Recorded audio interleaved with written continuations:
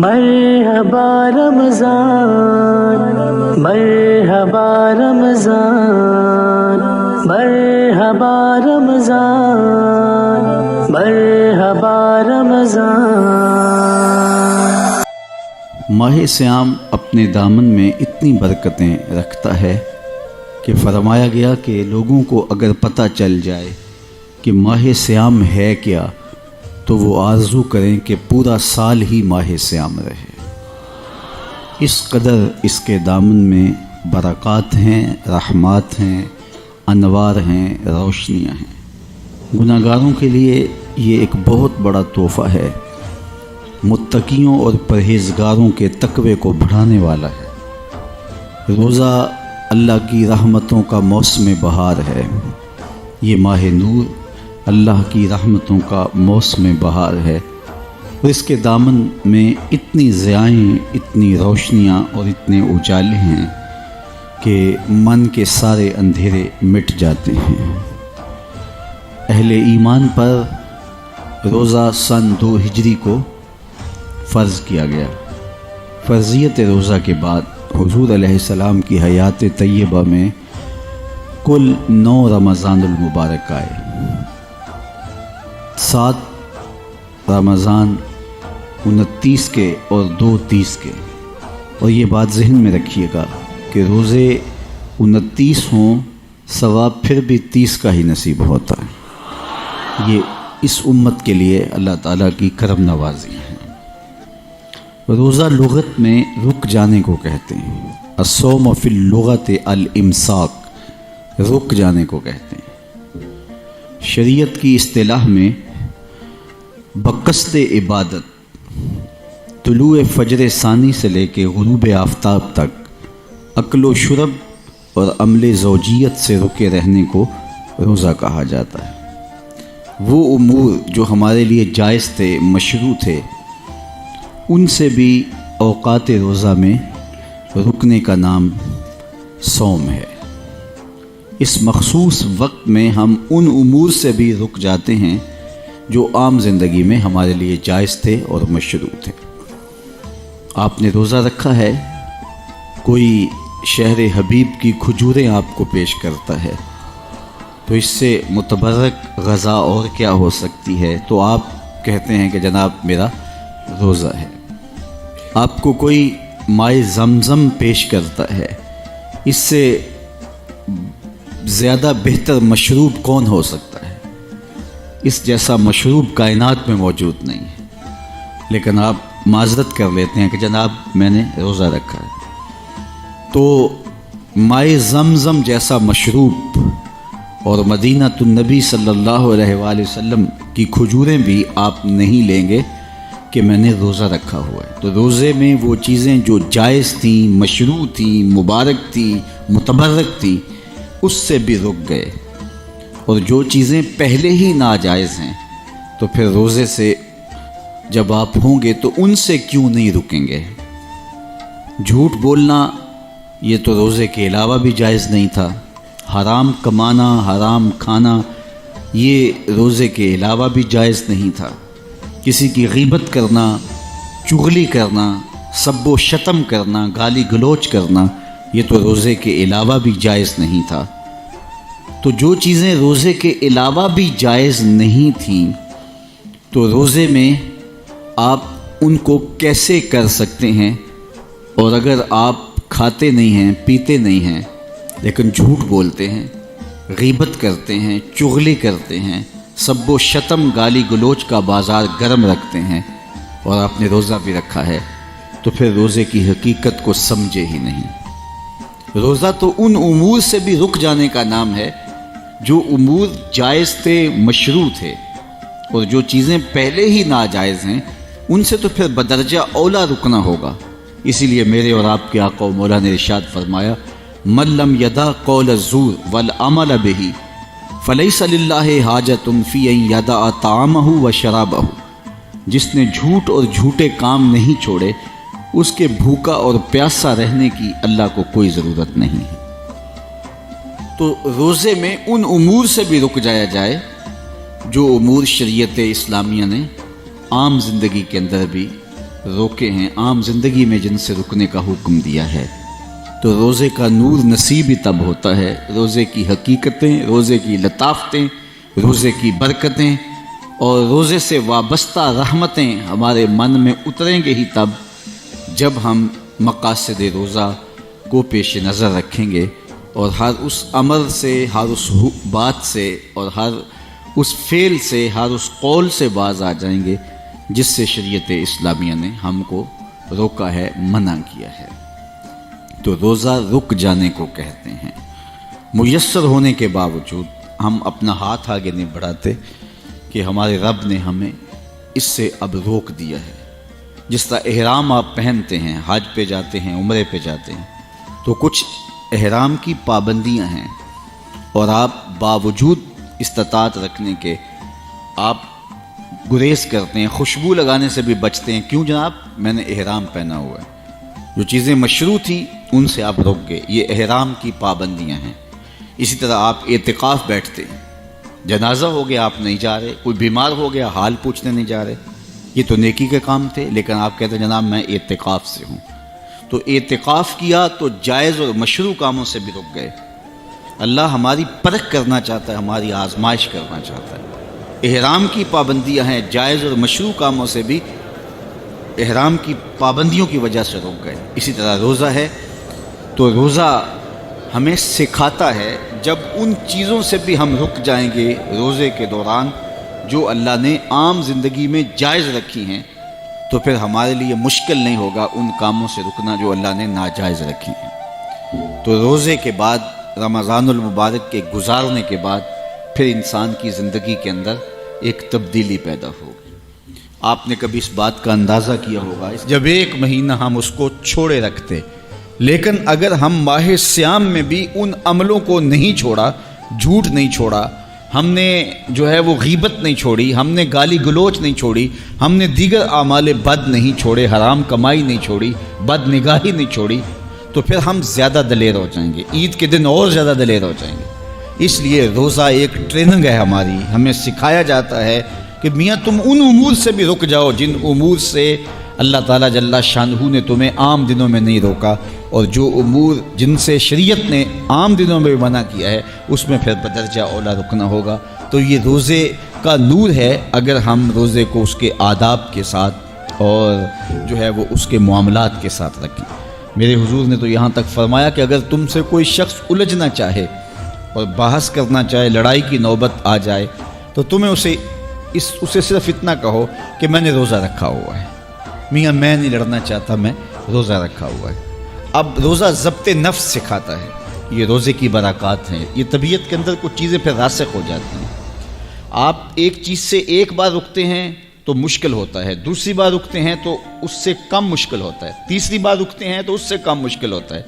پھر اگر 10-20 بار آپ ایک چیز سے رک گئے ہیں اختیار کے باوجود، تو پھر اس کے بعد آپ کے لیے رکنا مشکل نہیں ہوتا، اس لیے کہ رکنے کی مشق ہو چکی ہوتی ہے۔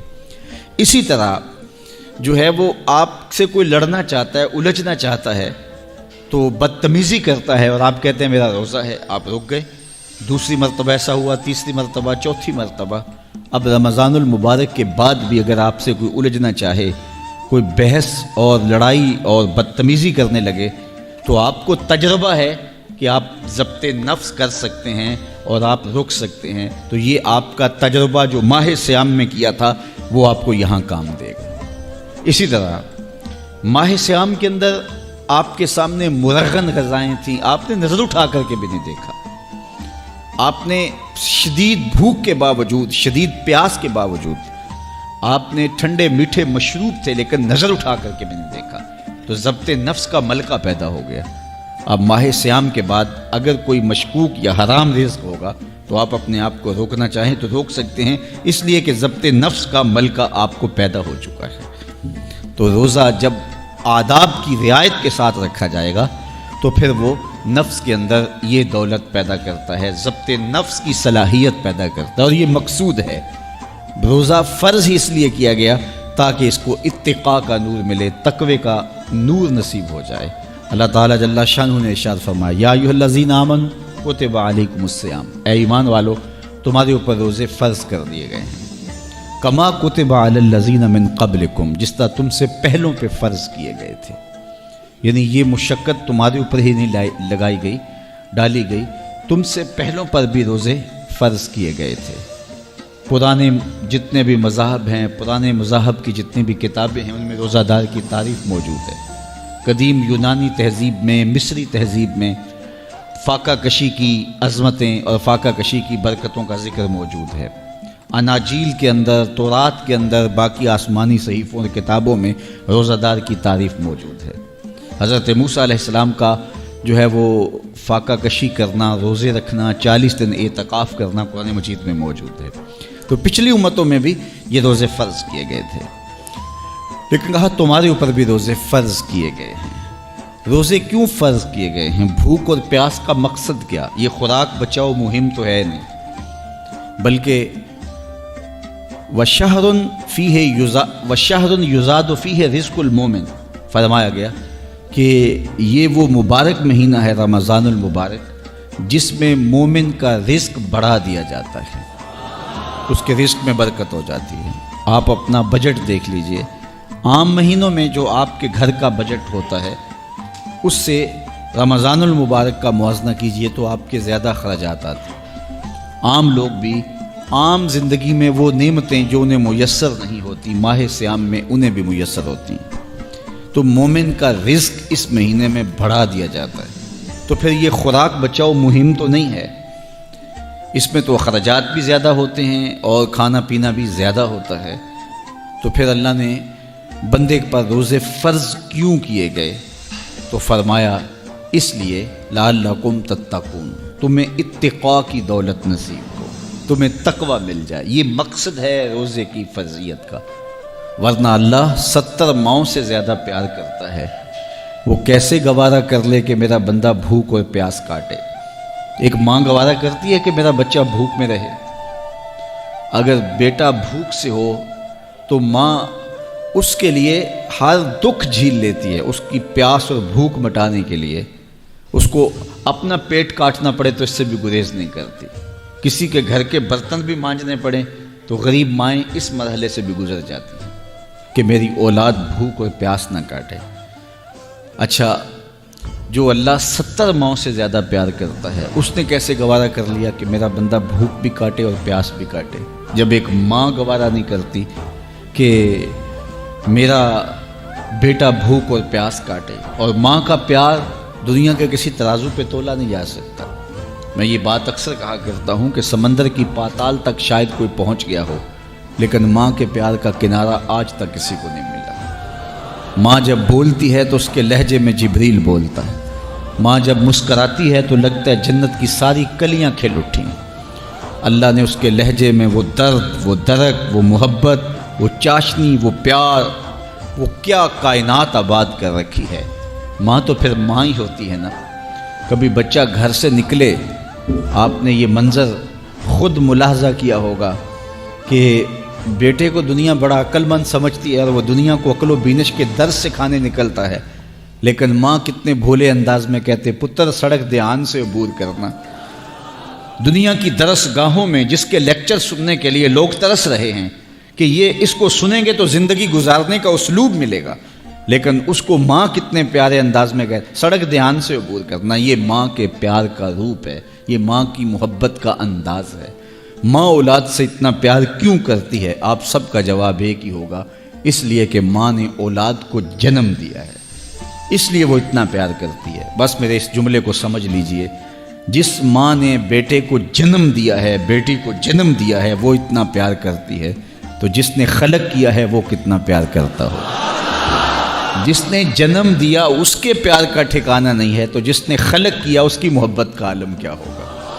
اللہ اکبر۔ تو ماں گوارا نہیں نہ کرتی کہ میرا بیٹا بھوک سے کچھ لمحے بھی جو ہے وہ تکلیف کاٹے، وہ دکھ جھیل لیتی ہے، تکلیفیں گوارا کرتی ہے، اس کو جھولی پھیلا کے مانگنا بھی پڑے تو وہ اولاد کے لیے مانگ لیتی ہے، کہ وہ گوارا ہی نہیں کرتی کہ میرا بیٹا بھوک میں رہے۔ بیٹا بل کے تو ماں ہر کام چھوڑ کے اس کو دودھ پہلی فرصت میں دیتی، تو جب ماں نہیں گوارا کرتی کہ میرا بیٹا بھوکا رہے تو 70 ماؤں سے زیادہ پیار کرنے والے رب نے کیسے گوارا کر لیا کہ میرا بندہ طلوع سحر سے لے کے غروب آفتاب تک بھوک کاٹے، کھانے کے لیے میسر بھی ہو پھر بھی بھوک کاٹے، اور یہاں بھی 16-17 گھنٹے کا روزہ ہے، اور بعض ممالک میں 21 گھنٹے کے روزے ہیں۔ سخت گرمی، زبان کانٹا بن گئی، حل خشک ہو گیا، ہونٹوں پہ پپڑی جم گئی، کھانے کے لیے سب کچھ میسر بھی ہے لیکن روک دیا، نہ کچھ کھانا ہے نہ کچھ پینا ہے۔ اور بندے نے کہا مالک میں وضو بھی سے احتیاط سے کروں گا، حلق سے نیچے قطرہ نہ ٹپک جائے۔ بندہ بھی سے احتیاط سے اپنی زندگی کو گزار رہا ہے، مالک بھی 17 16 20 گھنٹے بندے کی پیاس اور بھوک گوارا کرتا ہے۔ ماں تو گوارا نہیں کرتی تو مالک کیسے گوارا کر رہا ہے؟ تو آئیے پھر دوبارہ اس مسئلے کو سمجھنے کے لیے ماں کی آغوش میں چلتے ہیں۔ ماں بیٹے کی آنکھ میں آنسو نہیں دیکھ سکتی تھی، اس کی بھوک کو گوارا نہیں کر سکتی تھی، تڑپ جاتی تھی۔ اس کی تکلیف ماں کے لیے اذیت کا سامان تھی، لیکن بیٹا بیمار ہو گیا، ماں اسے ڈاکٹر کے پاس لے گئی۔ ڈاکٹر نے جو علاج تجویز کیا اس میں کڑوا سیرپ بھی تھا۔ اب بیٹا پیتا نہیں ہے، چھوٹا بچہ ہے، ماں زبردستی اس کو لٹایا، اس کا منہ کھولا اور کڑوے سیرپ کے قطرے اس کے حلق میں ٹپکا رہی ہے۔ اس کے کام و دہن میں کڑوا سیرپ ٹپکایا جا رہا ہے، بچہ چیختا ہے، چلاتا ہے، ہاتھ پاؤں مارتا ہے، لیکن ماں زبردستی اس کو لٹا کے اس کے حلق میں کڑوے قطرے سیرپ کے ٹپکا رہی ہے۔ وہ ماں جو بیٹے کی آنکھ میں ایک آنسو بھی گوارا نہیں کرتی، اب تڑپتے ہوئے بچے کو دیکھ کے ماں خوش ہو رہی ہے، اور جو حلق سے نیچے قطرے اترتے چلے جا رہے ہیں، ماں کے چہرے پہ طمانینت آتی جا رہی ہے۔ کیا ماں صفاق ہو گئی؟ اس کا پیار چھن گیا؟ اس کی ممتا رخصت ہو گئی؟ آپ کہیں گے نہیں، بیٹا نہیں جانتا، ماں جانتی ہے، چند لمحوں کی تکلیف ہے، نتیجہ شفا کی صورت میں برآمد ہوگا۔ ماں کی نگاہ اس تڑپنے پہ نہیں ہے، بلکہ اس کے نتیجے جو شفا کی صورت میں آنے والا ہے اس پہ ہے۔ 70 ماؤں سے زیادہ پیار کرنے والا رب یہ دیکھ رہا ہے، یہ بھوک کاٹ لیں گے لیکن لعلکم تتقون، انہیں تقوی کی دولت نصیب ہو جائے گی، انہیں اتقاء کی بہاریں نصیب ہو جائیں گی۔ مالک کی نگاہ اس بھوک اور پیاس پر نہیں ہے، بلکہ مالک کی نگاہ اس تقوی پر ہے جو روزے کا نتیجہ نصیب ہونے والا ہے۔ اس لیے روزہ دار کے منہ کی خوشبو بھی اللہ کو پسند ہے۔ شام کے وقت جب معدے خالی معدے سے بو اٹھتی ہے، اللہ کو مشک و عنبر سے زیادہ محبوب ہے۔ اللہ اکبر کہ میرا بندہ روزے سے ہے، تو یہ تقوی کے حصول کے لیے روزہ رکھا جاتا ہے۔ اب سوال یہ ہے کہ تقوی بھوک اور پیاس کاٹنے سے کیسے حاصل ہوتا ہے؟ اتقاء کی دولت جو بندے کو نصیب ہوتی ہے، وہ بھوک اور پیاس کاٹے گا تو تقوی نصیب ہو جائے گا، یہ کیسے ہوگا؟ تو اس بات کو سمجھنے کے لیے ایک مختصر تمہید آپ کو سمجھنا ہوگی، اور وہ یہ کہ ہمارے 2 دشمن ہیں جو ہمیں جادہ مستقیم سے ہٹانے کے لیے دن رات کوشاں ہیں، ایک نفس اور دوسرا شیطان۔ نفس اور شیطان دونوں دشمن ہمیں راہ حق سے ہٹانے کے لیے دن رات جد و جہد میں ہیں، اور ہمارے خلاف مساعی جد و جہد اور محنت کر رہے ہیں۔ ان میں جو نفس ہے وہ بڑا دشمن ہے یا شیطان بڑا دشمن ہے؟ عمومی طور پہ تو یہ کہا جاتا ہے کہ شیطان نے ہمیں ورغلا دیا، لیکن شیطان جب خود ورغلایا گیا، شیطان جب شیطان بنا تو اس وقت کوئی دوسرا شیطان تو نہیں تھا جس نے شیطان کو ورغلایا، وہ نفس تھا جو شیطان کو بھی شیطان بناتا ہے۔ نفس نے اندر سے سر اٹھا کے کہا تھا نا، آنا خیر منہ، میں بہتر ہوں، اور باقاعدہ دلیل کھڑی کر لی اس کے نفس نے، خلقتنی من نار وخلقتہ من طین، مجھے تو نے آگ سے پیدا کیا ہے، اسے تو نے مٹی سے پیدا کیا ہے۔ مٹی افضل نہیں ہوتی، مفضول ہوتی ہے، اور آگ اٹھتی ہے اوپر کو جاتی ہے، یہ افضل ہے، لہٰذا افضل مفضول کو سجدہ کیسے کرے؟ میں سجدہ نہیں کروں گا۔ باقاعدہ اس کے نفس نے ایک دلیل تراشی۔ اللہ اگر چاہتا اس کی دلیل کے بخی و دھیڑ کے رکھ دیتا، لیکن اللہ تعالیٰ نے اس کی دلیل کا جواب دینے کی بجائے کہا جا میرے دربار سے نکل جا۔ اس نے کہا مالک مجھے مہلت دے دے، کہا جا قیامت تک تجھے مہلت دی۔ اللہ اکبر۔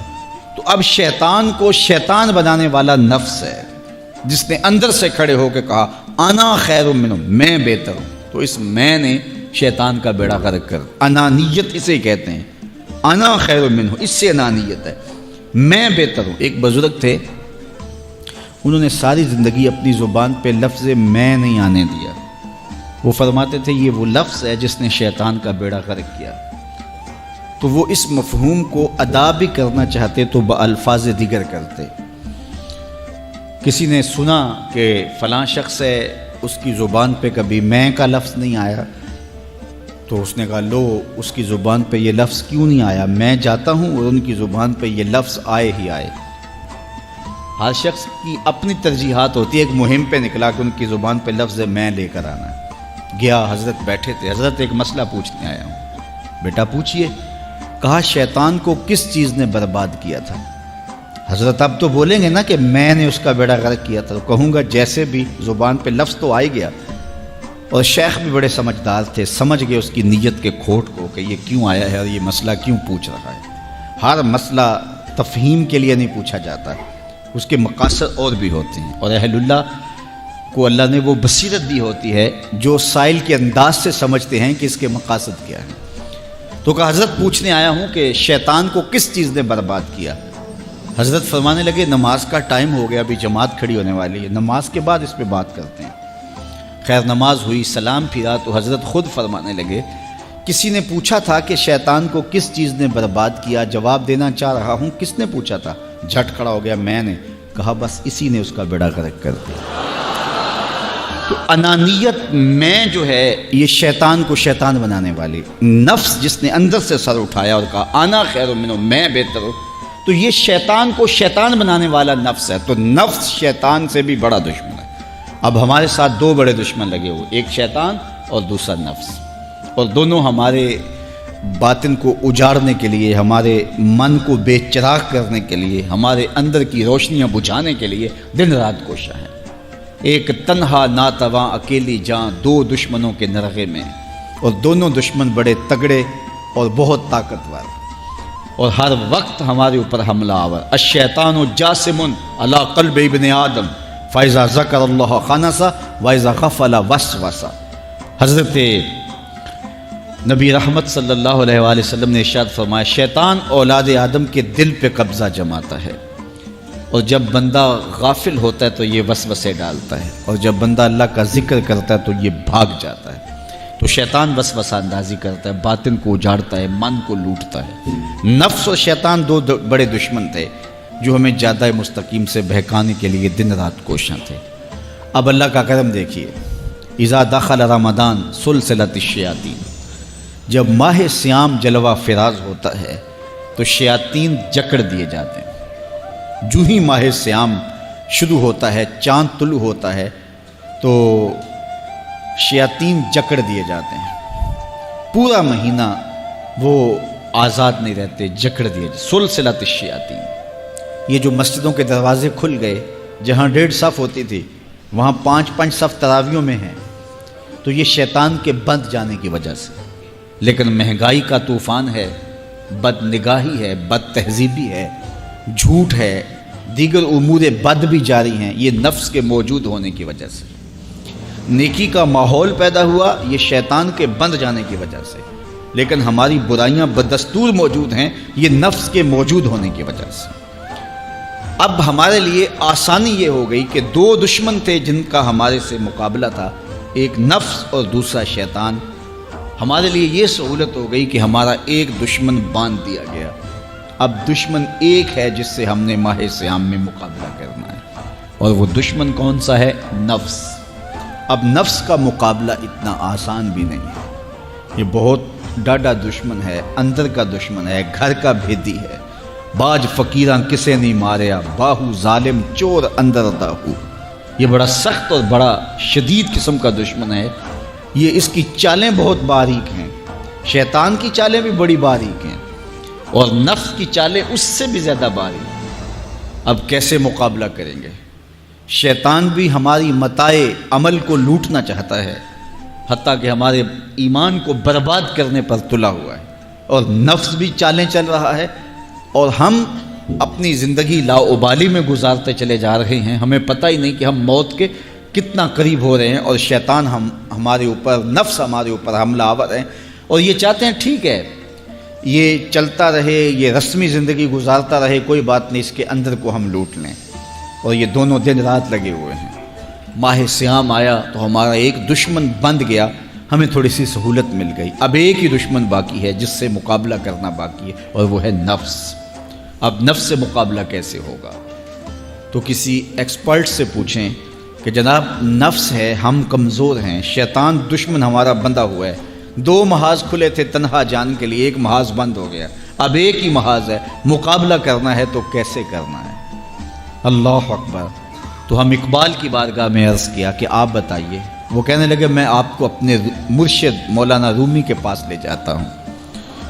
رومی کے پاس اقبال لے کر کے گئے تو رومی نے کہا کہ میں آپ کو ایک اور شخص کا پتہ بتاتا ہوں، اور وہ اتنا کامل ہے اور اس شعبے میں اس قدر ایکسپرٹ ہے۔ اس نے کہا ہفت شہر عشق را اتار گشت، ما ہنوز اندر خم یک کوچام۔ عشق کے 7 شہر حضرت شیخ فرید الدین اتار گھوم چکے ہیں، اور ہم پہلے شہر کی پہلی گلی کے کونے میں کھڑے ہیں۔ یعنی اتنا بڑا شخص شیخ فرید الدین علیہ رحمہ، تو کہا وہ بتائیں گے تمہیں کہ نفس کا مقابلہ کیسے کرنا ہے۔ رومی کہتے ہیں کہ وہ میرے بھی استاد ہیں، رومی کہتے ہیں کہ وہ میرے بھی ہادی و مرشد ہیں۔ جس عشق کے شہر میں داخل ہوا ہوں اور ابھی کونے پہ کھڑا ہوں، اس طرح کے 7 شہر وہ گھوم کے بھی آئے ہیں۔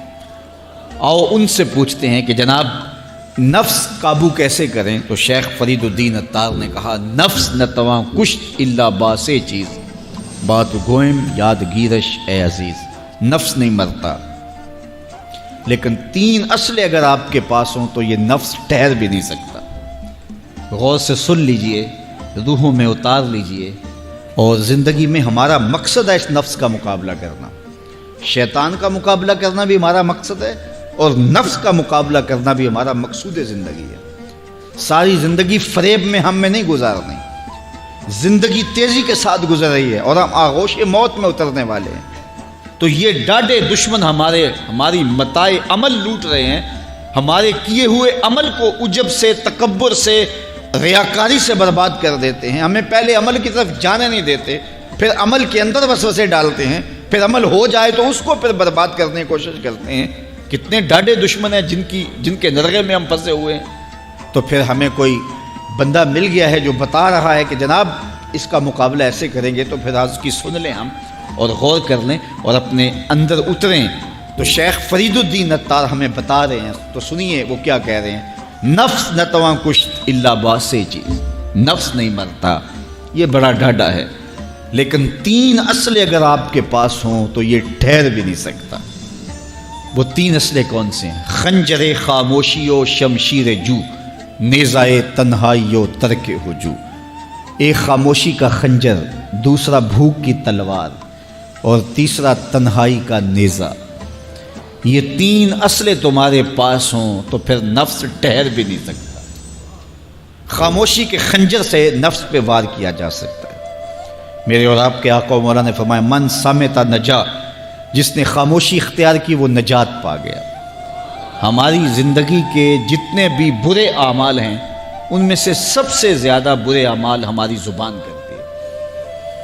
ہمارے ہاتھ بھی گناہ کرتے ہیں، کسی پہ ظلم کریں تو گناہ کرتے ہیں، ہمارے پاؤں بھی گناہ کرتے ہیں، برائی کے اڈے پہ چل کے جاتے ہیں، ہماری آنکھیں بھی گناہ کرتی ہیں، ہماری سوچیں بھی گناہ کرتی ہیں، ہم حرام کمائیں کھائیں تو پیٹ بھی ہمارا گناہ کرتا ہے، لیکن سب سے زیادہ گناہ ہماری زبان کرتی ہے۔ جھوٹ یہ بولتی ہے، غیبت یہ کرتی ہے، بہتان یہ لگاتی ہے، گالی گلوچ سب و شتم یہ کرتی ہے، گلے شکوے کا انداز، ناشکری کا لہجہ یہ اختیار کرتی ہے۔ اسی لیے میرے اور آپ کے آقا و مولا نے فرمایا جو تمہارے 2 جبڑوں کے درمیان ہے، یعنی تمہاری زبان، اور جو 2 ٹانگوں کے درمیان ہے تمہاری پارسائی کی جگہ، ان 2 چیزوں کی تم مجھے ضمانت دے دو، میں محمد تمہیں جنت کی ضمانت دے دیتا ہوں۔ تو اپنی زبان کی حفاظت کرنی ہے۔ دیکھیے یہ سننے کے لیے چیزیں نہیں ہیں محض، بلکہ ان پر ہم عمل کریں، اور آج سے ہی دیکھیے یہ موسم رحمت ہے، رحمت کی برکھا برس رہی ہے، اور یہ موسم نور ہمارے سیکھنے کے لیے ہے۔ تو ہم اپنے نفس کو کیسے قابو کریں گے؟ 2 دشمن تھے، ایک بندھا ہوا ہے، چھوٹ کے کچھ نہیں کر سکے گا اگر نفس کو قابو میں کر لیا، اور اگر ہم نفس کنٹرول نہ کر سکے وہ تو جہنم کی آگ میں اور زنجیروں میں جکڑا ہوا پیچ و تاب کھا رہا ہے کہ یہ جو ٹوپیاں پہنے ہوئے مسجدوں میں جاتے ہو نا، میں عید کے دن نپٹ لوں گا تم سے، وہ تو اور نفس کے ساتھ مل کے ہمارا بیڑا غرق کرے گا اور ہمیں اور دور کر دے گا اور ہماری باطنی اساس اور بنیاد اور کمزور کر دے گا۔ اس لیے ضرورت ہے کہ ہم اپنے نفس کو ان دنوں کے اندر کمزور کریں۔ اس کا پہلا نسخہ کیا ہے؟ خاموشی کا خنجر۔ آپ جب خاموشی اختیار کریں گے، زبان کو صرف ضرورت کے لیے استعمال کریں گے، تو پھر نتیجہ کیا ہوگا کہ آپ کے گناہ بہت کم ہوں گے، جھوٹ کم ہوگا، غیبت نہیں ہوگی، بہتان تراشی نہیں ہوگی، دیگر اعمال جو زبان کے ذریعے سے صادر ہوتے ہیں اور ہم گناہوں میں اضافہ کرتے چلے جاتے ہیں، تو زبان کو اگر کنٹرول میں کر لیں گے، اللہ اکبر، حضور علیہ الصلوۃ والسلام نے زبان کے کنٹرول کرنے کی تلقین کی، اور یہ بغیر ہڈی کے گوشت ہے، اس کو سنبھال لیا جائے، 32 دانتوں میں جکڑ کے رکھی گئی زبان ہے، لیکن یہ پھر بھی قابو میں نہیں رہتی۔ اس کو کنٹرول میں کر لو، اس کو قابو میں کر لو۔ ایک روایت میں آتا ہے جب صبح ہوتی ہے تو سارے اعضائے بدنیاں زبان کے آگے ہاتھ جوڑتے ہیں کہ بی بی تو نہ کچھ کرنا، تیری وجہ سے ہم سزائیں کاٹیں گے اور اذیتیں پائیں گے۔ تو زبان کو قابو میں کرنا، اور اس کا علاج کیا ہے؟ خاموشی۔ من صمت نجا، جو خاموش ہوا وہ نجات پا گیا۔ خنجر خاموشی، خاموشی کا خنجر ہو تو نفس کے لیے بہت بڑا وار ہے۔ دوسری بات، شمشیر جو، بھوک کی تلوار۔ بھوک کے ذریعے نفس کشی ہوتی ہے۔ نفس کا مقابلہ بھوک سے ہم کر سکتے ہیں، چونکہ جب بھوک ہوگی تو اس وقت بہت ساری خواہشات جو ہیں وہ دم توڑ جائیں گے۔ اللہ کے محبوب علیہ السلام کا ایک فرمان سنیے، بالخصوص نوجوانوں کے نام۔ یا معاشر الشباب من استطاع منکم الباء فلیتزوج فإنه اغض للبصر واحسن للفرج ومن لم يستطع فعليه بالصوم فإنه له وجاء۔ فرمایا اے جوانوں کے گروہ، تم میں سے جو نکاح کرنے کی طاقت رکھتا ہے وہ دیر نہ کرے، جلدی نکاح کر لے۔ کیوں کہ نکاح نگاہ اور پارسائی کی جگہ کا محافظ ہے، تمہاری نظر کو بھی محفوظ کرے گا اور تمہاری پارسائی، تمہاری عصمت کے جوہر کو بھی محفوظ کرے گا۔ تو اگر کسی کے پاس استطاعت ہے تو وہ نکاح کرنے میں دیر نہ کرے۔ فَإِن لَمْ يَسْتَطِعْ، اور اگر کوئی طاقت نہیں رکھتا، اس کے حالات ایسے نہیں ہیں کہ وہ نکاح کر پائے، فَعَلَيْهِ بِالصَّوْمِ، تو فرمایا وہ کثرت کے ساتھ روزے رکھے۔ فَإِنَّهُ لَهُ وِجَاءٌ، روزے اس کے لیے قاطع شہوات ہیں اور اس کی مشکلیں آسان کرنے والے ہیں۔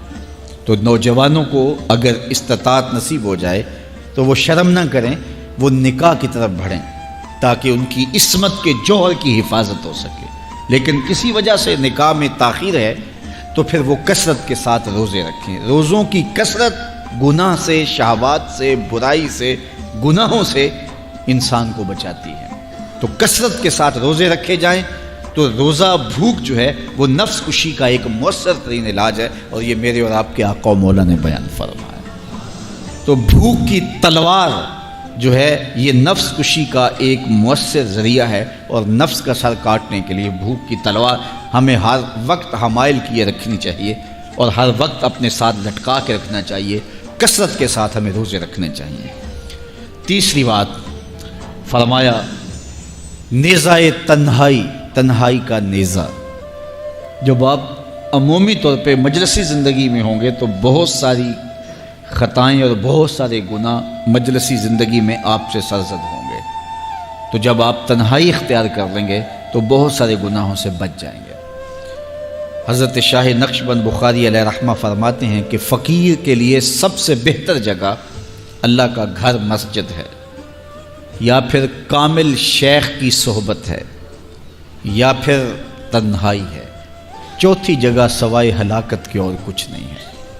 العافیت فی العزلہ، عزلت میں، تنہائی میں عافیت رکھی گئی ہے۔ اس لیے اپنے آپ کو ایسے ہجوم میں، ایسی جگہوں پہ لے جانے سے روکیں، اپنے آپ پر ضبط کریں جہاں نظر پاک نہیں رہتی، جہاں خیال کی پاکیزگی کا سامان نہیں رہتا، اور جہاں آپ کی جو ہے وہ آپ کی زبان محفوظ نہیں رہتی۔ دوستوں کے ساتھ بیٹھیے، آپ عزیزوں رشتہ داروں کے پاس جائیے، ضرور ملاقات کیجیے، لیکن اس کا ایک اعتدال ہونا چاہیے۔ اگر آپ سمجھتے ہیں کہ کسی جگہ جاتے ہوئے کسی جگہ پہنچ کر آپ کی نظر میں پاکیزگی نہیں رہے گی، خیالات میں گندگیاں گردش کرنے لگ جائیں گی، سوچوں میں آوارگی آنے لگ جائے گی، تو وہ شادی کی تقریب ہو یا کوئی اور تقریب ہو، وہاں جانے سے اپنے آپ کو روک لیں، کیونکہ وہاں جا کے آپ اپنا کوئی فائدہ نہیں کر رہے، اپنا نقصان کرنے جا رہے ہیں۔ تو جہاں آپ کو یقین ہو کہ آپ وہاں اپنے آپ کو بچا نہیں پائیں گے، اپنی حفاظت نہیں کر پائیں گے، تو وہاں سے تنہائی بہتر ہے، وہاں سے عزلت بہتر ہے۔ تو یہ تین چیزیں ہم اگر کر لیں تو یہ نفس کشی کا ایک مؤثر ذریعہ ہے۔ اب ماہ صیام کے اندر اللہ تعالیٰ یہ تینوں چیزیں ہمیں نصیب کرتا ہے۔ ہم زیادہ بولتے نہیں ہیں، روزے سے ہوتے ہیں، بلکہ فرمایا اگر تم سے کوئی شخص بحثے، کوئی الجھے، کوئی لڑائی کرنا چاہے، بدتمیزی کرے، تو اس سے کہو انی صائم، میں روزہ رکھا ہوا ہے۔ اور اسی طرح بھوک تو میسر ہوتی ہی ہوتی ہے۔ اور تیسری بات کہ عزلت بھی میسر ہو جاتی ہے، اس میں آپ ذکر کے لیے، فکر کے لیے، روزے میں آپ تلاوت کلام مجید کے لیے تنہائی اختیار کرتے ہیں۔ تو گویا روزہ ایک ایسی تربیتی ورکشاپ ہے کہ جس کے ذریعے سے آپ کے نفس کی تہذیب ہو جاتی ہے۔ جب نفس قابو میں آ گیا، نفس کنٹرول میں آ گیا، نفس کو آپ نے کمزور کر لیا، تو شیطان چھٹ کے بھی کچھ نہیں کر سکے گا، کیونکہ شیطان ہمارے اوپر حملہ کرتا ہے نفس کے ذریعے سے۔ باہر کا دشمن ہے اور نفس اندر کا دشمن ہے۔ ہمارے دیہاتوں میں چوری ہو جائے نا تو بوڑھے بزرگ مل کے بیٹھ جاتے ہیں کہ بتاؤ چوری کیسے ہوئی، تو ایک نقطے پہ سارے متفق ہوتے ہیں، اور وہ نقطہ یہ ہوتا ہے کہ کوئی اندر کا بھیدی ضرور ہے۔ جب تک کوئی اندر کا بندہ نہیں تو باہر سے کوئی آ کے از خود چوری نہیں کر سکتا، تو کوئی اندر کا بندہ ضرور موجود ہے۔ نفس اندر کا بھیدی ہے اور شیطان باہر سے آ کر حملہ آور ہونے والا ہے۔ اس لیے شیطان کو اندر آنے کا موقع نفس دیتا ہے۔ نفس کو ہی کمزور کر لیجئے، وہ آپ کا ساتھی بن جائے، نفس امارہ، نفس مطمئنہ بن جائے، اور وہ نفس جو برائی کا حکم دیتا ہے وہ نفس امارہ کہلاتا ہے۔ اور جب وہ کثرت ذکر سے، عبادت سے نفس مطمئنہ بن جاتا ہے تو پھر وہ شیطان کے لیے رکاوٹ کا ذریعہ بن جاتا ہے اور آپ کی زندگی محفوظ ہو جاتی ہے۔ اور یہ ہمارا کام ہے، یہ ہمارے کرنے کا وظیفہ ہے۔ دیکھیے حضرت انسان کو اللہ نے اختیار دیا، زندگی دی، فہم دیا، ادراک دیا، گناہ کی قوتیں اور نیکی قوتیں ساری اس کے ساتھ لگی ہوئی ہیں۔ اس نے صرف ایک لاابالی شخص کی طرح زندگی نہیں گزارنی کہ جو سامنے آ گیا کھا لیا اور جو زبان پہ آ گیا بول دی، ایسا نہیں ہے۔ یہ تو انسان ہے، اس کو تو اپنی زندگی کی راہیں خود متعین کرنی ہے کہ میری دنیا آخرت کے لیے نفع بخش کیا چیز ہے اور نقصان دہ کیا چیز ہے۔ انا ہدیناہ السبیل اما شاکرا و اما کفورا، کہ ہم نے اس کو دونوں راہیں دکھا دی۔ وہدیناہ النجدین، اس کو پتہ ہے یہ اچھائی ہے یہ برائی ہے، اس نے اس سے اجالنا ہے اپنے اندر کو اور اپنے باطن کو سنوارنا ہے۔ تو ماہ صیام ہمارے لیے موسم رحمت اور موسم نور ہے، جو ہمارے اندر کی روشنی کا سبب اور ذریعہ ہے۔ تو آئیے یہ موسم اللہ نے ہمیں نصیب کیا۔ 5 روزے گزر گئے، ہم 6 روزے کی طرف بڑھ رہے ہیں، باقی ہمارے پاس 24 یا 25 روزے باقی ہیں۔ تو جو گزرے روزے ان کی برکات بھی ہمارے ساتھ ہیں، آنے والے روزوں کی بھرپور برکات کے ساتھ لگیں اور قرآن مجید کی کثرت سے تلاوت کریں، نفس کمزور ہوگا، تنہائی اختیار کریں، نفس کمزور ہوگا، اپنی زبان پہ قابو کر لیں، نفس کمزور ہوگا۔ بھوک تو ہم روزے کی وجہ سے کاٹتے ہی کاٹتے، نفس کمزور ہوگا۔ اب شیطان چھٹ کر بھی عید کے دن ہمارا کچھ بگاڑ نہیں سکے گا اگر ہم نے اپنے نفس پہ قابو پا لیا، اور اگر نفس پہ قابو نہ پا سکے تو شیطان تو پھر پیچ و تاب کھا رہا ہے، اور وہ ہمارے اوپر پھر اور زور و شور کے ساتھ حملہ ہوگا اور ہماری متاع عمل کو لوٹ لے گا۔ تو پھر کیا فائدہ ہوا کہ سارے مہینے کی محنت کی، عید کے دن، عید سے 4-5 دن بعد ہم نے لٹا دی، تو فائدہ کیا ہوا؟ اللہ نے اس عورت کی مثال بیان کی ہے قرآن میں، جس کا توازن ذہنی ٹھیک نہیں تھا، اور وہ سارا دن سود کاٹتی رہتی تھی اور شام کو اپنے ہاتھوں سے توڑ دیتی تھی۔ تو کہا کہیں ایسا نہ کرنا کہ تم بھی اس عورت کی طرح ہو جاؤ کہ اپنے ہاتھ سے کاتا ہوا سود اپنے ہاتھوں سے ہی توڑ دو۔ پورا مہینہ بھوک کاٹی، پیاس کاٹی، تکلیفیں گوارا کیں، اور شام کو جو ہے وہ اپنے ہاتھ سے ہی وہ سود کاٹنے والی خاتون سود توڑ دیتی ہے۔ تو کہیں ہم بھی ایسے نہ ہو جائیں کہ مہینے کی محنت ہر سال عید یا عید کے چند دن بعد برباد کر لیں، پھر اگلے سال مہینے کی محنت کریں، پھر عید کو برباد کر دیں، تو کیا فائدہ ہوا؟ تو ہم نے جو نعمت سمیٹی ہے، جو چیز دی ہے، جو چیز حاصل کیا اس کو جذب کر لیں روح کے اندر، اس کو اپنے من کے اندر اتار لیں۔ اہل ایمان کو ایک دعا تلقین کی گئی ہے، وہ کیا دعا کرتے ہیں؟ ربنا لا تزغ قلوبنا بعد اذ ہدیتنا، اے اللہ ہدایت کے بعد ہمارے دل کو پھر دوبارہ ٹیڑھا نہ کر دینا۔ اگر ہدایت دی ہے تو وہ نصیب ہی رہے، وہ من میں جذب ہو جائے، وہ روح میں اتر جائے۔ تو میں اور آپ اپنی زندگی کو اللہ اور اس کے رسول کے نام پہ لگایا ہے، تو پھر اپنی ساری زندگی کو اللہ اور اس کے رسول کے نام پہ لگا دیں۔ وقت تیزی کے ساتھ گزر رہا ہے اور میں اور آپ لمحہ لمحہ موت کے قریب ہو رہے ہیں۔ ہمارے اٹھنے والے قدم زندگی سے گریز اور قبر کی طرف بڑھ رہے ہیں۔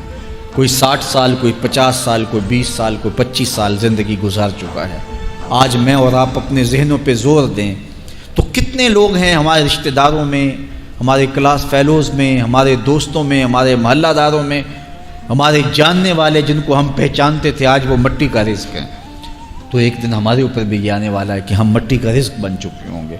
سرخرو ہو کے جائیں گے تو قبر میں بھی چراغاں ہوگا۔ دل دے دیوے دی روشنائی جاوے وچ زمینہ، تو پھر اندر بھی روشنی ہوگی۔ لیکن اگر ہم نے ایک جو ہے وہ اپنی خواہش نفس کا اسیر بن کے زندگی گزار دی تو پھر کیا انسان ہونے کا فائدہ اور حضور کا غلام ہونے کا ہم نے کیا فائدہ اٹھایا؟ تو صاحبو آؤ مختصر زندگی کو اللہ اور اس کے رسول کے نام پہ لگا دیں۔ ماہ صیام کی برکتیں ہم حاصل کر لیں۔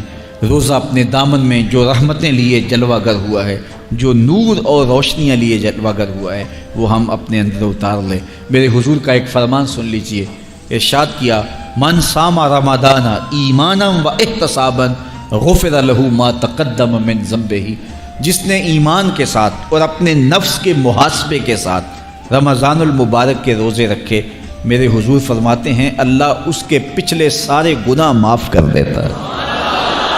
یہ روزے کی برکت ہے، لیکن شرط رکھی من صام ایمانا و احتسابا، ایمان کے ساتھ اور احتساب نفس کے ساتھ جس نے روزے رکھے تو اس کے ماضی کے سارے گناہ اللہ تعالیٰ مٹا دیتا ہے۔ وہ سمندر کی جھاگ کے برابر ہی کیوں نہ ہوں، وہ آسمانوں کے برابر ہی کیوں نہ ہوں، وہ پہاڑوں سے بڑے گناہ ہی کیوں نہ ہوں، وہ مٹا دیے جاتے ہیں اور من کے پاپ دھل جاتے ہیں اور اندر کی غلاظتیں مٹ جاتی ہیں۔ یہ روزے کا فائدہ ہے۔ روزہ ڈھال ہے، جس طرح ڈھال آپ کر دیتے ہیں جنگ میں برستے ہوئے تیروں کے سامنے تو وہ تیر ڈھال سے ٹکرا کے گر جاتے ہیں اور آپ کو نقصان نہیں پہنچتا، تو روزہ بھی آتش دوزخ سے ڈھال ہے، جہنم کی آگ سے بچانے والا ہے۔ روزے دار کو اللہ کی خاص رحمت نصیب ہوتی۔ ایک حدیث میں آتا ہے کہ للصائم فرحتان، فرحۃ عند فطرہ و فرحۃ عند لقاء ربہ، روزے دار کو دو خوشیاں میں نصیب ہوتی۔ ایک خوشی اسے تب ملتی ہے جب وہ روزہ کھولتا ہے، جب سارے دن کی بھوک اور پیاس کاٹنے کے بعد شام کے لمحے ہوتے ہیں اور پھر روزہ منزل تک پہنچتا ہے تو کس مسرت اور خوشی اور سرشاری کے عالم میں روزہ دار ہوتا ہے کہ شکر ہے کہ اتنی لمبی اور اتنی سخت گرمی کے ماحول کی شدت کے باوجود اللہ تعالیٰ نے مجھے روح بمنزل کیا۔ تو اس وقت ایک احساس اس کے ساتھ جڑا ہوتا ہے، اور پھر جب وہ ٹھنڈا اور میٹھا مشروب اپنے کام و دہن میں ٹپکاتا ہے اور وہ ٹھنڈا میٹھا مشروب اس کی رگوں کو تر کرتے ہوئے معدے کی طرف بڑھ رہا ہوتا ہے، اس کی زبان بولے نہ بولے دل اللہ کا شکر ادا کر رہا ہوتا ہے، اس کا ایک ایک عضو بدن رب کا شکرانہ ادا کر رہا ہوتا ہے۔ وہ ٹھنڈا اور میٹھا مشروب رگوں کو تر کرتا ہوا آگے بڑھتا چلا جاتا ہے، لیکن شکرانے کا وہ پیکر بن جاتا ہے۔ وہ ایک مسرت، ایک خوشی کا عالم ہوتا ہے کہ روزہ بھی نب گیا، سارے دن کی تکلیف بھی کٹ گئی اور اللہ نے مجھے افطار کے لمحوں تک پہنچایا۔ فرمایا روزے دار کو ایک خوشی تب ملتی ہے جب وہ روزہ کھولتا ہے، وَفَرْحَةٌ عِنْدَ لِقَاءِ رَبِّهِ، اور دوسری خوشی روزہ دار کو تب ملے گی جب روزے کے صلے میں اللہ اپنا دیدار عطا فرمائے۔ بنی آدم کے جتنے بھی عمل ہیں 10 سے لے کر 700 گنا تک اس کا ثواب اولاد آدم کو اس کا دیا جاتا ہے۔ جتنا گڑ ڈالو اتنا ہی میٹھا، تو بعض کو 10 گنا، بعض کو 70 گنا، بعض کو 100 گنا، بعض کو 700 گنا، تو 10 سے لے کر 700 گنا تک بندے کے اعمال کا صلہ دیا جاتا ہے۔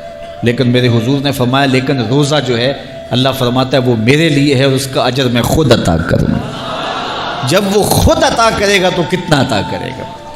سخی اتنا بڑا ہو تو پھر کیا عطا کرے گا؟ بلکہ بعض نے اس کو عجزی بہی کی بجائے کہ فرمایا کہ الصوم لی وانا اجزا بہ، اس کو اجزا پڑھا ہے بصیغہ مجہول کہ روزہ میرے لیے ہے اور اس کی جزا میں خود ہوں، باقی اعمال کی جزا جنت ہے، جنت کی نعمتیں ہیں اور بہت کچھ ہے، لیکن روزے کی جزا میں خود ہوں۔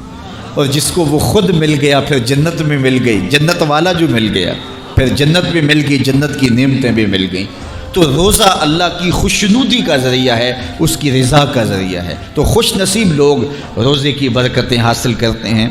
اور ایک روایت میں آتا ہے جب رمضان المبارک کا آغاز ہوتا ہے، اللہ اہل ایمان کو، اپنے بندوں کو محبت کی نظر سے دیکھتا ہے، اور اللہ جس کو محبت کی نظر سے دیکھ لے پھر اسے کبھی عذاب نہیں دے گا۔ اللہ اکبر۔ تو یہ روزہ دار کے لیے اللہ کی کرم نوازیاں ہیں، اللہ کی رحمتوں کے اجالے ہیں جو اس کے اوپر برستے ہیں۔ تو میں اور آپ اس ماہ انور کو، اس ماہ نور کو اس طرح سے گزاریں کہ ہمارے اندر کے پاپ دھل جائیں، ہماری غلاظتیں گناہوں کی مٹ جائیں، ہمارا سینہ صاف ہو جائے، ہم اہل ایمان کے لیے کشادہ دل ہو جائیں، ہمیں جو ہے وہ جھوٹ سے، تکبر سے، بخل سے، ریا سے اور دیگر امور بد سے اجتناب کرنے کی عادت پڑ جائے۔ روزہ جو سکھانا چاہتا ہے ہم وہ اس سے سیکھ لیں، اور روزے کی برکات ضبط نفس کی صورت میں ہمیں نصیب ہو جائیں، تو ہم روزے کے بعد بھی، ماہ صیام کے گزرنے کے بعد بھی ایک نئی زندگی لے کر، ایک تازگی لے کر، ایک نور و روشنی لے کر کے جو ہے وہ معاشرے کے، اسلامی معاشرت کے ایک اہم فرد کی صورت کے اندر جو ہے وہ سامنے آئیں۔ تو اللہ اس ماہ صیام کی برکتیں ہمیں نصیب فرمائے۔ ہر سال مہینہ آتا ہے، گزر جاتا ہے، ہم پورا مہینہ بھوک کاٹتے ہیں اور پھر وہاں کے وہاں ہی کھڑے رہتے ہیں، تو پھر ہمیں سوچنا چاہیے، لیکن اگر تبدیلی آتی ہے تو پھر شکریہ ادا کرنا چاہیے۔ آج کی اس تاریخ میں ہم عزم کر کے اٹھیں کہ ہمارا یہ ماہ صیام ہماری زندگی میں ایک سنگ میل ثابت ہوگا، اور ہم ایک نئے باغپن کے ساتھ، نئے عزم کے ساتھ یہ مہینہ گزاریں گے، اور ضبط نفس سیکھیں گے۔ اس مہینے سے اپنی آنکھوں پر پہرے بٹھائیں گے، اپنے خیالوں پہ قابو رکھیں گے، اپنی سوچوں کو آوارہ نہیں ہونے دیں گے، اپنی زبان سے ایک جملہ بھی غلط نہیں نکلنے دیں گے، نہ جھوٹ، نہ بہتان، نہ گالی، نہ سب و شتم، نہ شکوہ، نہ غیبت، نہ چغلی۔ اپنی زبان کو کنٹرول کریں گے، کیونکہ بہت سارے گناہ اس زبان سے ہوتے ہیں۔ لقمہ حرام سے اپنے آپ کو محفوظ کریں گے، اپنی آنکھوں پہ شرم و حیا کے پہرے بٹھائیں گے، اور یوں ایک پورا مہینہ جب ہمارا گزرے گا تو ضبط نفس کی جو عادت ہمیں پڑ جائے گی اس کو ہم بعد میں کام میں لائیں گے، اور پھر چند ماہ ایسے گزر گئے تو پھر ہمیں سرور بھی نصیب ہوگا، زندگی گزارنے کا لطف بھی آئے گا۔ اگر کوئی شخص یہ چاہتا ہے کہ اس کو عبادت میں سرور نصیب ہو تو وہ اپنی نظر کو غیر محرم کو شہوات سے دیکھنے سے محفوظ کر لے، اس کو سجدے میں سرور آنے لگ جائے گا، سجدے میں لطف آنے لگ جائے گا۔ اگر ہماری نظر ناپاکیزگی کا شکار رہتی ہے اور نظر جو ہے وہ طاہر نہیں رہتی، جلوت میں ہو یا خلوت میں، تو پھر ہمیں عبادت کا سرور کبھی بھی نصیب نہیں ہو سکتا۔ تو عبادت کا اپنا ایک لطف ہے، عبادت کا اپنا ایک چسکا ہے، ایک مزہ ہے۔ دیکھیے، آپ فروٹ کھاتے ہیں، پھل لیتے ہیں تو اس کا ایک سرور ہے، مشروب لیتے ہیں تو اس کا ایک سرور ہے، کھانا کھاتے ہیں، مختلف جانوروں کے گوشت کا اپنا الگ الگ ذائقہ ہے۔ تو جس طرح مختلف کھانوں کے ذائقے الگ ہیں، مختلف آوازوں کا تاثر اور ذائقہ اور لطف الگ ہے، اسی طرح عبادات کا بھی لطف ہے۔ سجدے کا الگ مزہ ہے، قیام کا الگ مزہ ہے، رکوع کا الگ لطف ہے، پھر اس کی کیفیات الگ ہیں۔ سجدہ گھر میں کریں تو لطف اور ملتا ہے، مسجد میں کریں تو لطف اور ملتا ہے، کسی صالح امام کے پیچھے نماز پڑھیں تو لطف کچھ اور ملتا ہے، اور اگر پیشانی کو حرم کی زمین مل جائے تو پھر لطف کچھ اور ملتا ہے۔ اسی طرح آپ کے دیگر اعمال، روزے کا ایک لطف ہے، ایک سحری کا لطف ہے۔ یار سحری اگر آپ اکیلے کریں تو اس کا مزہ اور ہے، کسی ہوٹل میں کریں تو اس کا لطف اور ہے، اور چولہے کے پاس بیٹھ کے ماں کے ہاتھوں سے پکی ہوئی چپاتیاں کھائیں اور سحری کا لمحے ہوں اور تہجد گزار ماں کے ہاتھوں سے پکے ہوئے پراٹھے کھائیں تو پھر سحری کا لطف کچھ اور ہے نا، سرور اور ہے۔ اچھا، آپ کو اپنے مرشد کے ساتھ بیٹھ کے سحری کرنے کا موقع مل جائے تو اس کا لطف کچھ اور ہے۔ اسی طرح افطاری کا مزہ ہے، گھر میں کریں، دوستوں میں کریں، کسی صالح شخص کی صحبت میں کریں، لطف اور ہے۔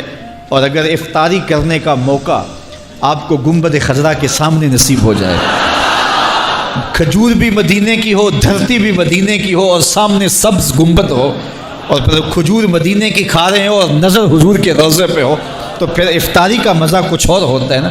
تو ہر عمل کا ایک لطف ہے، ہر عمل کا ایک سرور ہے، ہر عمل کا ایک حظ ہے۔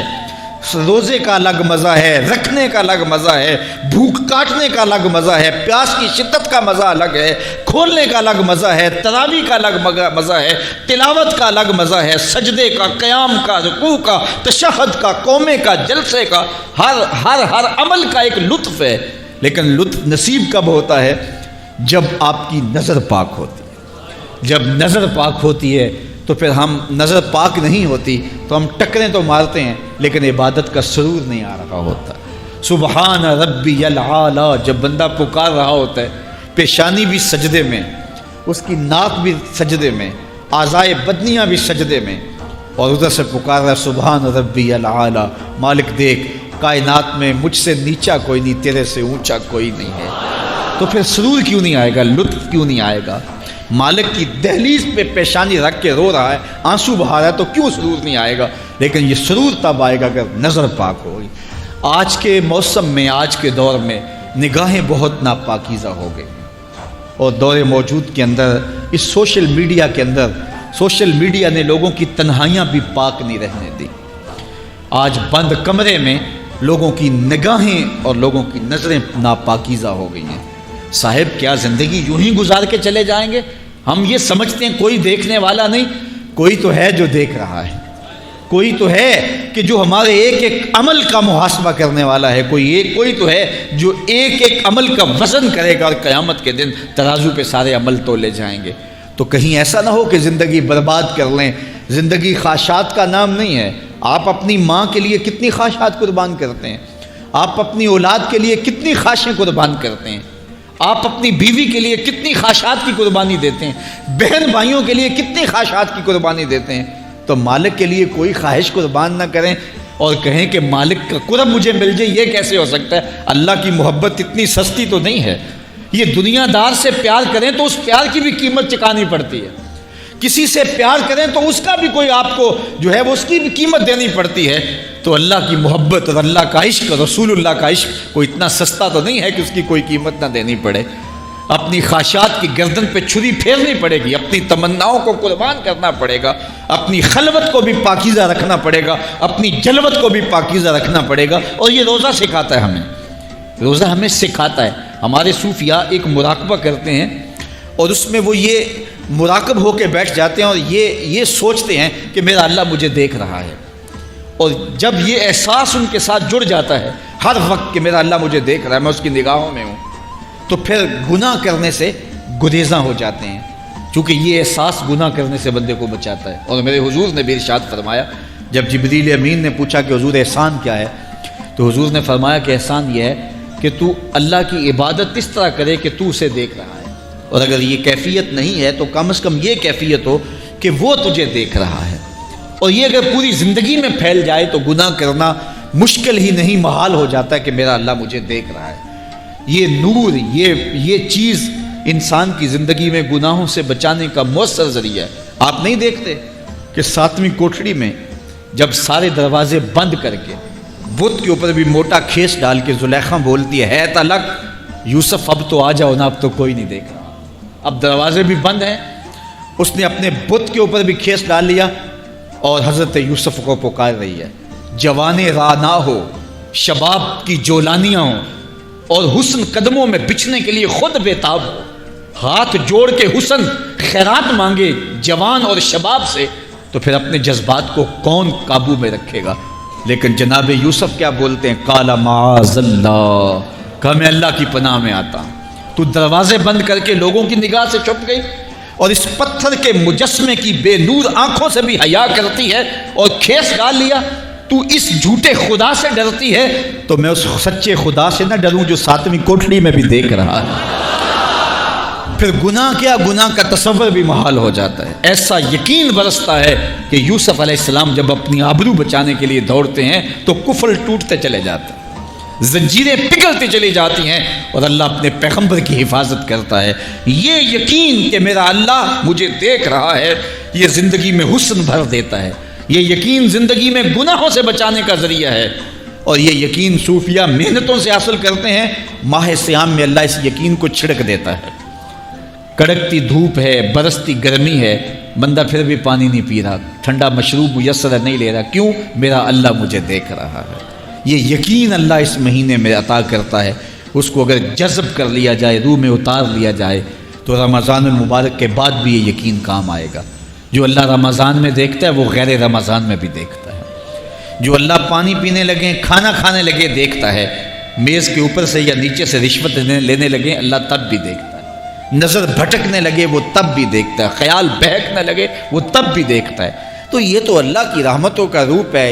یہ نعمت بھلا کسی اور کے پاس ہے کہاں جو اللہ نے اہل ایمان کو عطا کی ہے؟ روزہ تو من سوار دے، روزہ تو اندر کے میل اجال دے، روزہ تو اندر کی غلاظتیں کھرچ دے، روزہ تو جو ہے وہ ضبط نفس کا کرینہ سکھا دے، روزہ تو اللہ سے ملانے کا طریقہ بتا دے، روزہ تو من کی روشنیوں کا ذریعہ ہو، روزہ تو پچھلے پاپ مٹا دے، آگے زندگی گزارنے کا ڈھب دے دے۔ تو یہ ایک ایسا نور ہے جس کے ذریعے ہم اپنی زندگی کو سنوار سکتے ہیں۔ اللہ مجھے آپ کو ماہ سیام کی برکتیں نصیب فرمائے، اور زندگی کا ایک ایک گوشہ کتاب اللہ کے ساتھ ہمارا روشن رہے۔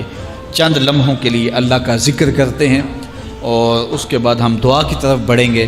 احباب اسی طرح یکسوئی کے ساتھ ہو سکے تو دو زانو بیٹھ جائیں، اور اگر ممکن نہیں ہے تو 4 زانو ہی بیٹھے رہیں۔ مائیں بہنیں بیٹیاں بھی تشریف رکھیں۔ ذکر فکر کے بعد دعا ہوگی، اور اس کے بعد آپ کے لیے سحری کا جو انتظام و انصرام منتظمین کی جانب سے کیا گیا ہے ہم اس کی طرف بھی بڑھنے والے ہیں۔ پوری توجہ سے، پورے انہماک سے آپ لوگ اپنے دل کی جانب متوجہ رہیں۔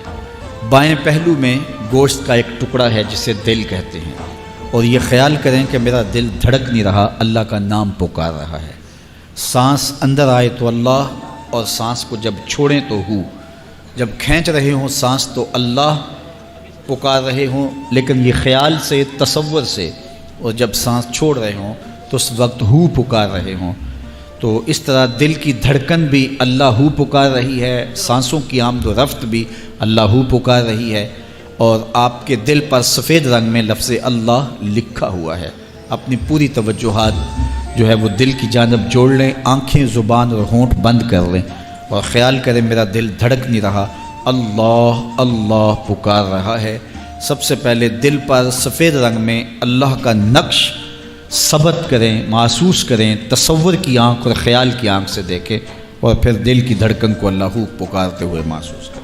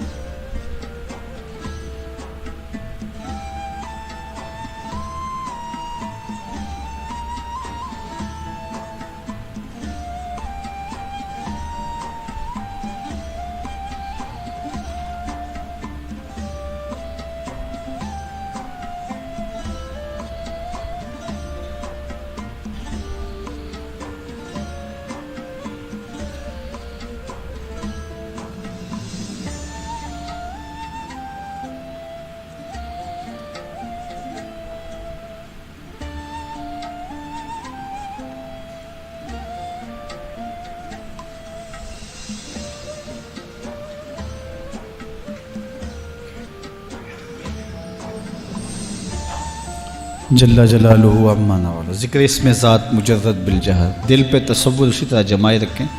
اب زبان سے جو مائیں بہنیں اور بیٹیاں ہیں وہ اپنی آواز کو پستی رکھیں گی جو ان کی اپنی ذات تک محدود رہے۔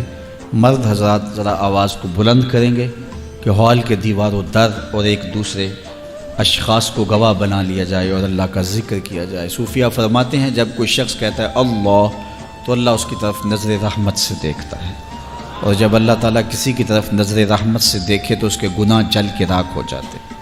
تو آئیے اپنے دل کو اللہ کے ذکر سے اسی طرح مصروف رکھیں۔ اب زبان بھی دل کا ساتھ دے۔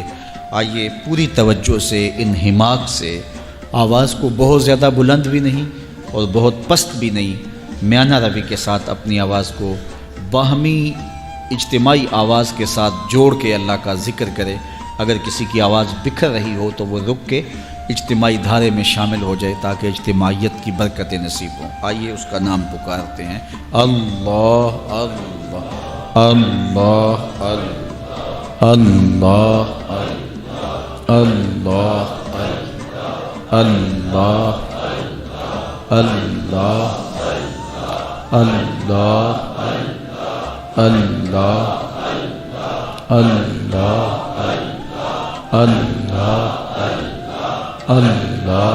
اللہ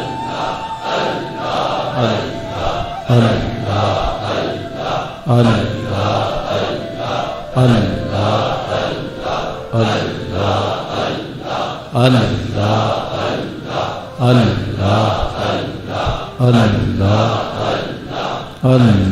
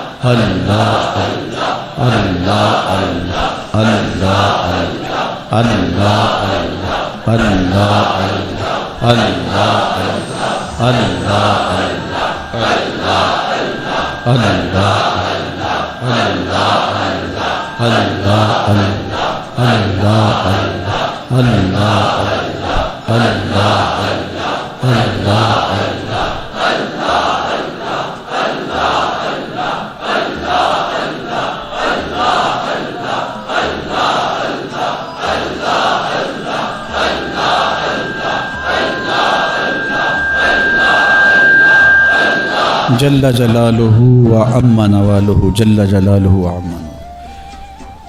استغفر اللہ ربی من کل ذنب و اتوب الیہ۔ کچھ دیر کے لیے یہ پڑھتے رہیں، استغفر اللہ ربی من کل ذنب و اتوب ذنب و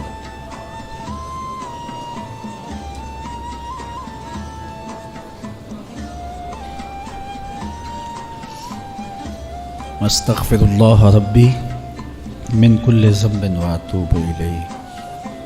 استغفر اللہ ربی من کل ذنب و اتوب الیہ۔ استغفر اللہ ربی من کل ذنب و اتوب الیہ۔ استغفر اللہ ربی من کل ذنب و اتوب الیہ۔ استغفر اللہ ربی من کل ذنب و اتوب الیہ۔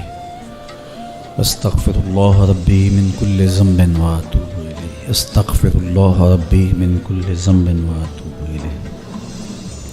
استغفر اللہ ربی من کل ذنب و اتوب الیہ۔ استغفر اللہ ربی من کل ذنب و اتوب الیہ۔ استغفر اللہ ربی من کل ذنب و اتوب الیہ۔ استغفر اللہ ربی من کل ذنب و استغفر اللہ ربی من کل ذنب و اتوب الیہ۔ استغفر اللہ ربی من کل ذنب و اتوب الیہ۔ استغفر اللہ ربی من کل ذنب و اتوب الیہ۔ استغفر اللہ ربی من کل ذنب و اتوب استغفر اللہ ربی من کل ذنب و اتوب الیہ۔ استغفر اللہ ربی من کل ذنب و اتوب۔ بسم اللہ الرحمن الرحیم۔ جو لوگ روحانی طور پہ منسلک ہونا چاہتے ہیں، 3 مرحلے ہیں۔ پہلا مرحلہ تجدید ایمان کا ہے، جس میں ہم سب لوگ شامل ہو سکتے ہیں۔ دوسرا مرحلہ توبہ کا ہے، جس میں ہم سب لوگ شامل ہو سکتے ہیں۔ تیسرا مرحلہ ارادت و بیعت کا ہے، اور اس میں جو شخص یہ آرزو رکھتے ہوں وہ شامل ہو سکتے ہیں۔ جو میں پڑھتا جاؤں میرے ساتھ شامل ہوتے رہیں۔ اشہد ان لا الہ الا اللہ وحدہ لا شریک لہ واشہد ان محمدً عبدہ ورسولہ۔ اے اللہ، زندگی میں قصداً یا سہواً مجھ سے کوئی کفریہ یا شرکیہ کلمہ یا فعل یا رویہ سرزد ہو گیا ہو، تجدید ایمان کرتا ہوں۔ اے اللہ، تیرے پہ ایمان لایا، تیرے رسولوں پہ ایمان لایا، یوم آخرت پہ ایمان لایا، تمام فرشتوں پہ، جنت دوزخ پہ، اچھی بری تقدیر پہ ایمان لایا۔ پچھلے گناہوں سے توبہ کرتا ہوں۔ اللہ میری توبہ، سب گناہوں سے توبہ، جو چھپ کر کیے ان سے توبہ، جو ظاہر کیے ان سے توبہ۔ میرے اللہ میری توبہ، میرے اللہ میری توبہ، میرے اللہ میری توبہ۔ آئندہ وعدہ کرتا ہوں 5 گانہ نماز، رمضان شریف کے روزے، مال بخشا گیا زکوٰۃ، توفیق ہوئی حج بیت اللہ، والدین کی فرما برداری، رزق حلال کمانا کھانا، حرام سے اجتناب کرنا اختیار کروں گا۔ تیرے اس بندے کے ذریعے طریقہ مبارکہ نقش بندیہ میں بیعت ہوا۔ اس سلسلے کے سارے اسباق قبول کیے، دل پر نقش اسم ذات اللہ قبول کیا۔ آمین بحرمت طٰہٰ و یاسین۔ آمین آمین آمین۔ سب سے پہلی بات کہ اعمال کی قبولیت کا دار و مدار عقیدوں کی صحت پر ہے۔ دوسری بات، پیر مقصود نہیں، مقصود اللہ کا قرب ہے۔ پیر ایک روحانی معلم اور معالج ہے۔ تیسری بات کہ فرائض اور واجبات کی پابندی بہت ضروری ہے، نوافل کا درجہ بعد میں ہے۔ چوتھی بات، رزق پاک نہیں ہوگا تو باطن کبھی بھی روشن نہیں ہوگا۔ باطن کی روشنی کے لیے رزق کا پاک اور حلال ہونا بہت ضروری ہے۔ والدین کی رضا میں اللہ کی رضا چھپی ہے، اور ماں باپ کی رضا حاصل کرنا سوائے ان امور کے جن سے شریعت نے منع کیا ہے اور ماں باپ حکم دیں تو اس کو تسلیم نہیں کریں گے، اور ماں باپ کے ہر حکم کو انتظامی یا دیگر اس کو قبول کریں گے۔ خدمت میں ماں اول ہے، حکم کی تعمیل میں باپ پہلے ہے۔ اور چھٹی چیز یہ جان لیجئے گا کہ نیکی بہت اہم ہے، لیکن گناہ سے بچنا اس سے زیادہ اہم ہے۔ حضور کی سنت کی اتباع اللہ کی قربت کا ذریعہ ہے۔ ہمارے طریقے میں شیخ کی صحبت اور محبت فیوز و برکات کے حصول کا ذریعہ ہے، لیکن مقصود صرف اللہ کا قرب ہے۔ میں سحری کے ساتھ بھی آپ کے ساتھ ہی ہوں، اور یہ ساری شب انشاءاللہ آپ کے ساتھ گزری ہے، بقیہ شب بھی آپ کے ساتھ گزرے گی۔ اور ادارۃ المصطفیٰ درس قرآن کی ایک تحریک ہے جو ملک نہیں بلکہ پوری دنیا کے طول و عرض میں پھیل چکی ہے۔ مرکز مصطفیٰ آپ کا اپنا گھر ہے جو اب تعمیر کے آخری مراحل میں ہے۔ 1 سال کے اندر انشاءاللہ اس کی تعمیر مکمل ہو جائے گی۔ آپ لوگوں نے ماضی میں بھی تعاون کیا، اور اب بھی آپ اس کے ساتھ اپنے تعاون کا سلسلہ جاری رکھیں۔ اور مرکز مصطفیٰ میں اجتماعات میں، جمعات المبارک میں یا دیگر محافل کے اندر جس طرح آپ تشریف لاتے ہیں تو اسی تسلسل کے ساتھ تشریف لاتے رہیں۔ رمضان المبارک کا آخری عشرہ جو ہے اعتکاف کا، اس میں ہر رات کو انشاءاللہ تربیتی اجتماعات ہوا کریں گے مختلف موضوعات پہ۔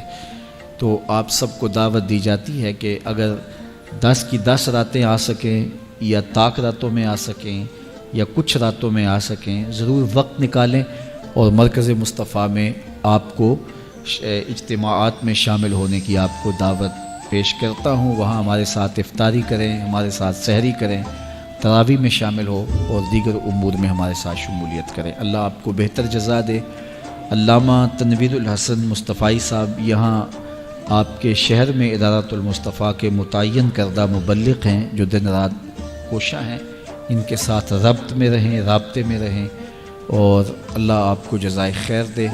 جن لوگوں نے آج کے اس اجتماع کے انتظام و انصرام کیے، سحری کا انتظام کیا، دیگر اس کی ضروریات کو پورا کیا، اللہ سب کو جزائے خیر عطا فرمائے۔ بہت سارے لوگ جو ہمارے ساتھ وابستہ ہیں، شہر سیالکوٹ میرا دوسرا گھر ہے، جس طرح لوگوں نے یہاں ماضی میں محبتیں دی اب بھی پیار کرتے ہیں اور سر شام سے اس وقت تک یہاں تشریف فرما ہے، اللہ آپ کو اس کا بہتر صلہ دے۔ میں آپ کے لیے دعا گو ہوں اور آپ میرے لیے دعا گو رہیں۔ مرکز مصطفیٰ کی تعمیر انشاءاللہ جلدی مکمل ہوگی، اور اس کے بعد ہم جو ہے وہ ایک بہت بڑا منصوبہ کرنے جا رہے ہیں۔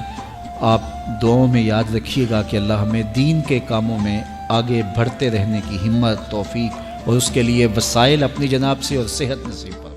مرحبا رمضان، مرحبا رمضان، مرحبا رمضان، مرحبا رمضان۔